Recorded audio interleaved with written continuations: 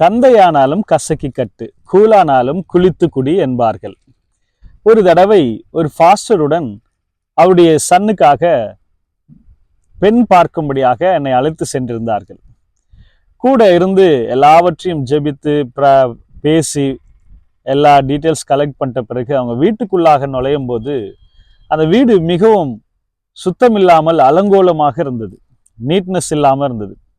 நன்றாக படித்திருக்கிறாங்க, பணம் இருக்கு, அழகு இருக்கு, எல்லாம் இருந்தது. ஆனால் சுத்தம் இல்லை. இதற்காகவே அந்த ஃபாஸ்டர் பின்பதாக திரும்பி வரும்போது சொன்னார், இந்த பெண்ணு வேண்டாம் அப்படின்னு சொல்லிட்டார். பாருங்க, லேவியராகமம் 20ஆம் அதிகாரம் 7ஆம் வசனம் சொல்லுகிறது, ஆதலால் நீங்கள் உங்களை பரிசுத்தப்படுத்தி பரிசுத்தராயிருங்கள், நான் உங்கள் தேவனாகிய கர்த்தர் என்று சொல்லி அதுல அழகாய் சொல்லப்பட்டிருக்கிறதை பார்க்கிறோம்.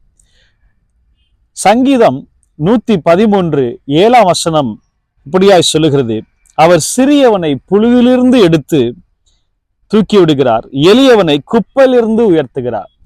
தேவன் உங்களையும் என்னையும் தெரிந்து கொள்ளும் போது இந்த குப்பையான இந்த உலகத்திலிருந்து கர்த்தர் நம்மை அழுக்கு நாற்றம் பிடித்த இடத்துல இருந்து நம்மை தூக்கி எடுத்திருக்கிறார்.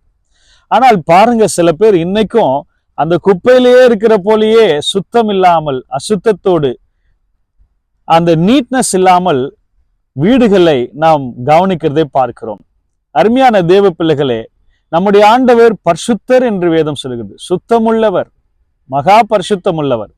அப்பேற்பட்ட பரிசுத்தமுள்ள தேவன் நம்முடைய வீட்டுல வாசம் பண்ண வேண்டுமானால் நம்முடைய வீடும் சுத்தமாக இருக்க வேண்டும் அல்லவா? இன்னைக்கு நிறைய குடும்பங்கள்ல, வீடுகள்ல பாத்தீங்கன்னா சுத்தம் என்றதே இல்லை. ஒரு பெருக்கிறது கூட கிடையாது, ஒரு பாத்திரங்களை கழுவுறது கூட கிடையாது. 3 நாளைக்கு ஒரு வாட்டி, 2 நாளைக்கு ஒரு வாட்டி, இன்னும் சில பேர் குளிக்கிறது கூட கிடையாது. 1 நாளைக்கு 2 நாளைக்கு ஒரு வாட்டி. இப்படியெல்லாம் சுத்தம் இல்லாம இருக்கிற காரியத்தை கர்த்தர் ஒருபோதும் விரும்பவே மாட்டார், பிரியப்பட மாட்டார். ஆம், ஆசீர்வாதம் எப்பொழுது கடந்து வருமானால் சுத்த இருதயமுள்ள இஸ்ரவேலை கர்த்தர், பாருங்க, இஸ்ரவேலுக்கு கர்த்தர் நல்லவராகவே இருக்கிறார். அதாவது இருதயத்தில் சுத்தமுள்ளவர்கள் பாக்கியவான்கள், அவர்கள் தேவனை தரிசிப்பார்கள் என்று மத்தேயு வாசிக்கிறோம். ஆம் பிரியமானவர்களே, தேவன் உங்களை வெற்றிகரமாக சிறப்பாக உங்க வாழ்க்கையை உயர்த்த வேண்டுமானால் நாமும் சில காரியங்களை நீட்னஸாக இருக்க வேண்டும். சுத்தமாக நம்முடைய சரீரத்தை சுத்தப்படுத்திக் கொள்ள வேண்டும். நம்முடைய ட்ரெஸ், உடைகளை சுத்தப்படுத்த வேண்டும். நாம் தங்கியிருக்கிற வீடுகள், அலுவலகங்கள், வாசஸ்தலங்கள் எங்கெல்லாம் இருக்கிறோமோ அங்கெல்லாம் சுத்தமாக இருக்க வேண்டும் என்று சொல்லி கர்த்தர் விரும்புகிறார். இதை சிலர் விரும்பவே மாட்டார்கள். சிலருக்கு சுத்தம் என்றாலே அருவருப்பு, பிடிக்காது. இதெல்லாம் அசுத்த ஆவிகள் பண்ற வேலை.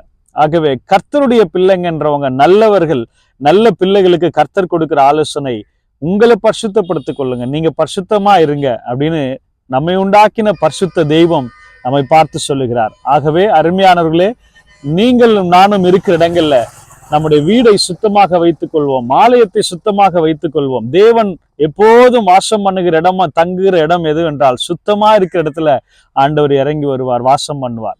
சில வீடுகள்லாம் கடந்த வாரத்துல கூட ஒரு வீட்டுக்கு போயிருந்தேன். இந்த வீடு பாத்தீங்கன்னா ஒரே அலங்கோலமா, துணியெல்லாம் வீட்டுல காய போட்டு கீழெல்லாம் கால் வைக்க முடியல, ஒரே குப்பையும் மண்ணுமா இருக்குது. குப்பை தொட்டி தான் முதல்ல வரவேற்குது. இப்படி எல்லாம் இருக்கிறது. இதெல்லாம் பாருங்க, வேதனையான காரியம். இதெல்லாம் கர்த்தர் விரும்ப மாட்டார். இதை வைத்துதான் மனிதர்கள் நம்மை எடை போடுவார்கள். ஆகவே இதை சரியாக நாம் பயன்படுத்துவோம், உபயோகப்படுத்துவோம். கர்த்தர் நம்மை ஆசீர்வதிப்பாராக. நல்ல ஆண்டவரே, நாங்கள் சுத்தத்தோடு வாழ, சுத்தமா இருக்க உதவி செய்யுங்க. நாங்கள் உம்மை ஆராதிக்கிறவர்கள், உம்மை தேடுகிறவர்கள். ஆகவே நாங்கள் நீதியோடு, நேர்மையோடு, பரிசுத்தத்தோடு உம்முடைய சமூகத்துல கடந்து வர உதவி செய்யும். நாங்கள் தங்குற இடங்கள்ல நாங்கள் சுத்தமாய் வைத்துக் கொள்ள உதவி செய்யுங்க.